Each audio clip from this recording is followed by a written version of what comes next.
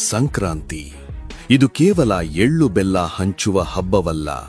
ಇದು ಭಾರತೀಯ ಸನಾತನ ವಿಜ್ಞಾನ, ಖಗೋಳಶಾಸ್ತ್ರದ ಅದ್ಭುತ ಸಂಗಮ ಮತ್ತು ಬ್ರಹ್ಮಾಂಡದ ವಿಸ್ಮಯ.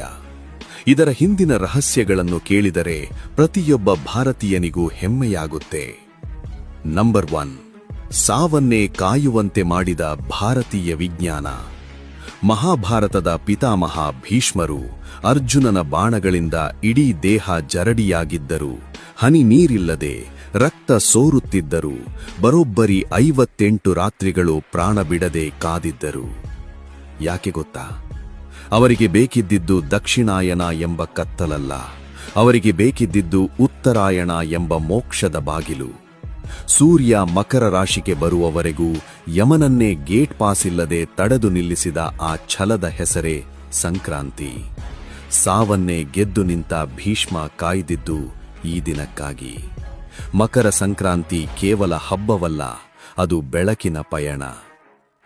ನಂಬರ್ 2, ಇದು ಜಗತ್ತಿನ ಏಕೈಕ ಸೈಂಟಿಫಿಕ್ ಹಬ್ಬ.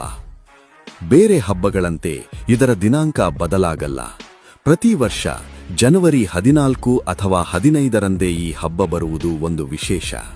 ಯಾಕಂದ್ರೆ ಇದು ಚಂದ್ರನನ್ನಲ್ಲ, ಸಾಕ್ಷಾತ್ ಸೂರ್ಯನ ಚಲನೆಯನ್ನೇ ಆಧರಿಸಿದ ಹಬ್ಬ.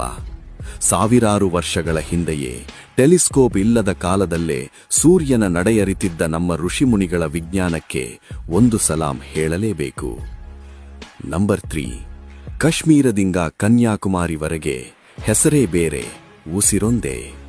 ಕರ್ನಾಟಕದಲ್ಲಿ ಸಂಕ್ರಾಂತಿ, ತಮಿಳುನಾಡಿನಲ್ಲಿ ಪೊಂಗಲ್, ಪಂಜಾಬ್ನಲ್ಲಿ ಲೋಹರಿ, ಗುಜರಾತ್ನಲ್ಲಿ ಉತ್ತರಾಯಣ್. ಅಷ್ಟೇ ಅಲ್ಲ, ಬಾಹ್ಯಾಕಾಶದಿಂದಲೇ ಕಾಣುವ ಜಗತ್ತಿನ ಏಕೈಕ ಮಾನವ ಸಮೂಹ ಕುಂಭಮೇಳ ನಡೆಯುವುದು ಇದೇ ಸಮಯದಲ್ಲಿ. ಮತ್ತು ಕೋಟ್ಯಾಂತರ ಭಕ್ತರು ಕಾಯುವ ಶಬರಿಮಲೆಯ ಮಕರ ಜ್ಯೋತಿ ದರ್ಶನವಾಗುವುದು ಇದೇ ಪುಣ್ಯಕಾಲದಲ್ಲಿ. ಲಾಸ್ಟ್ 1, ಎಳ್ಳು ಬೆಲ್ಲದ ರಹಸ್ಯ. ನಾವು ಎಳ್ಳು ಬೆಲ್ಲ ತಿನ್ನುವುದು ಕೇವಲ ರುಚಿಗಲ್ಲ, ಇದು ಚಳಿಗಾಲಕ್ಕೆ ದೇಹಕ್ಕೆ ಉಷ್ಣತೆ ನೀಡುವ ನ್ಯಾಚುರಲ್ ಇಮ್ಯುನಿಟಿ ಬೂಸ್ಟರ್. ಒಳ್ಳೆಯದನ್ನೇ ಹೇಳು ಎನ್ನುವುದು ಮನಸ್ಸಿನ ಆರೋಗ್ಯಕ್ಕಾದರೆ, ಎಳ್ಳು ತಿನ್ನುವುದು ದೇಹದ ಆರೋಗ್ಯಕ್ಕೆ.